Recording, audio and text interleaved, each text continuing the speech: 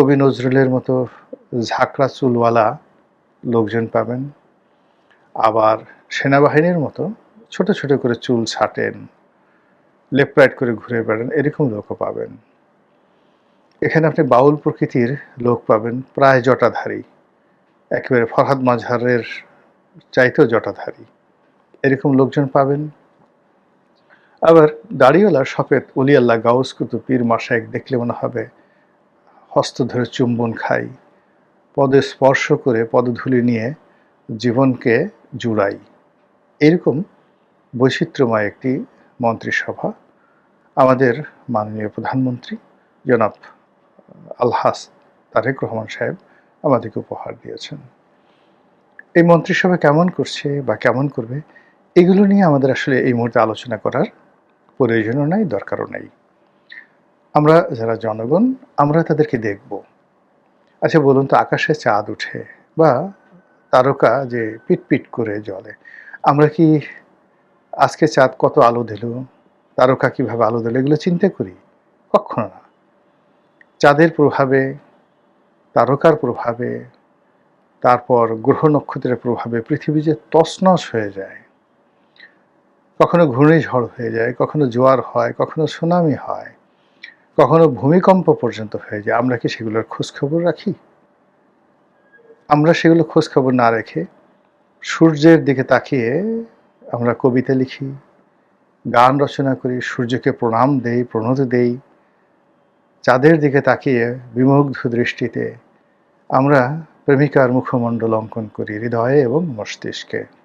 এই তো ঘটনা। তো সেই দিক থেকে আমাদের এই রাজনীতির আকাশে যে চাঁদ উঠেছে, যে তারার মিলন ঘটেছে, আমাদের রাজনীতির আকাশে, রাজনীতির বাতাসে, রাজনীতির হাট এবং বাজারে যে সকল রুই, কাতলা, বোয়াল, মৃগেল, এগুলো আমরা দেখতে পাচ্ছি। এগুলো দেখতে পাচ্ছি, এতে কি যথেষ্ট খুশি নন আপনি? এর বাইরে আপনার এত চিন্তা ভাবনা করার দরকার কি?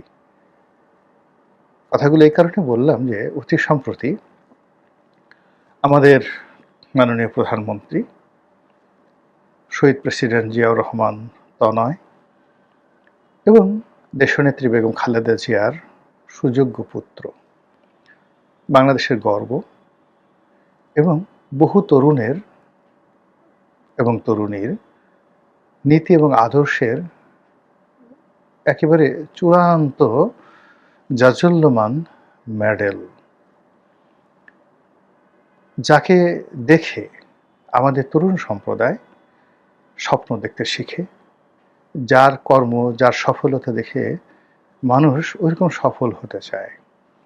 কাজে তার রুচি, তার আভিজাত্য, তার চিন্তা চেতনা, এগুলোকে শ্রদ্ধা করতে হবে, ভালোবাসতে হবে, হৃদয় থেকে ভালোবাসতে হবে। প্রশ্ন করা চলবে না। এত প্রশ্ন করলে আসলে এগুলো ঝামেলার। স্বয়ং আল্লাহ নিষেধ করে দিয়েছেন আননেসেসারি প্রশ্ন করার জন্য।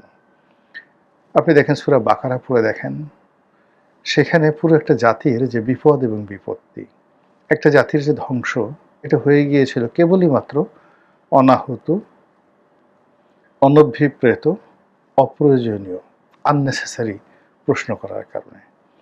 আমাদের এই সমাজে আমরা সুযোগ পেয়ে এখন প্রশ্ন করছি। একটা সময় ইতিহাসে হাল্লা রাজা ছিল, কথা বলতে গেলে জিহ্বা কেটে দিত। ইতিহাসে অনেক রাজাবাদশা ছিল যারা কথা বলতে গেলে ঠোঁট সেলাই করে দিত, কণ্ঠের উপর কুড়াল মেরে দিত। তো এই কারণে কি হতো, ওই সমস্ত রাজারা খুব আরামে ছিল।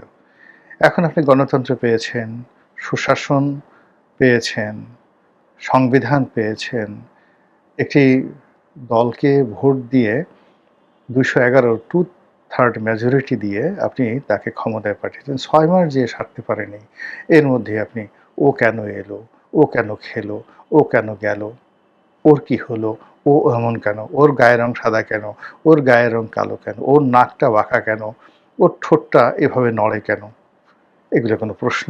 ও চুমু দেয় কেন, ও কোলাকুলি করে কেন, ও হ্যান্ডশেক করে কেন, ও পায়ের উপর পা তুলে বসে কেন, ও পাঞ্জাবি পরে কেন, ও আর কি বলবো, হাজার হাজার প্রশ্ন। এগুলো সহ্য করা যায়?